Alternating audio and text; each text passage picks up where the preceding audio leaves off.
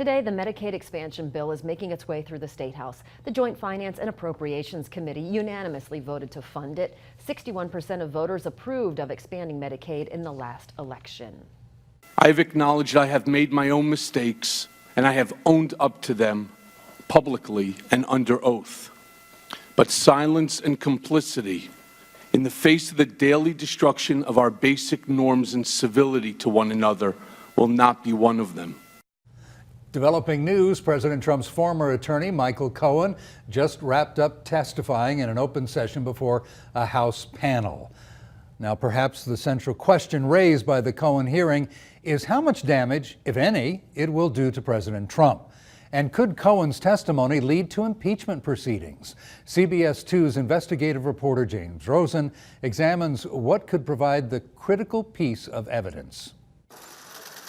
And nothing but the truth. Most significant in Michael Cohen's testimony before the House Oversight Committee on Wednesday was his entry into the record of a personal check for $35,000 that President Trump allegedly sent Cohen in August 2017. The former Trump attorney swore the check was a partial reimbursement of payments that Cohen had made during the 2016 campaign to pornographic actress Stormy Daniels so that she would keep quiet before Election Day about an extramarital affair she had allegedly had with Mr. Trump. The President of the United States thus wrote a personal check for the payment of hush money as part of a criminal scheme to violate campaign finance laws. I'm visiting President Trump in the Oval Office for the first time, and he says to me something to the effect of, "Don't worry, Michael.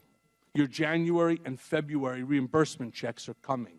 House Democrats cast that testimony and the signed check as grounds for impeachment. This new evidence raises a host of troubling legal and ethical concerns about the president's actions in the White House and before.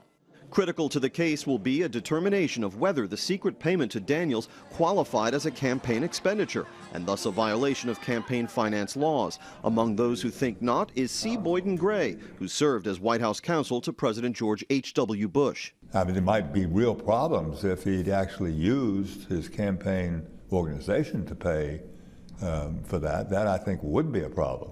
But for him to pay for anything that makes him feel better, look better during a campaign for the presidency or any high office is not a campaign violation. Also central to any future proceeding will be the matter of Michael Cohen's credibility as a witness, and where the disbarred lawyer cast himself as a repentant criminal. Now eager to assist investigators, Republicans cited his convictions for tax evasion, admittedly separate from his dealings with Mr. Trump, and for lying to the very institution where he appeared today. On Capitol Hill, James Rosen.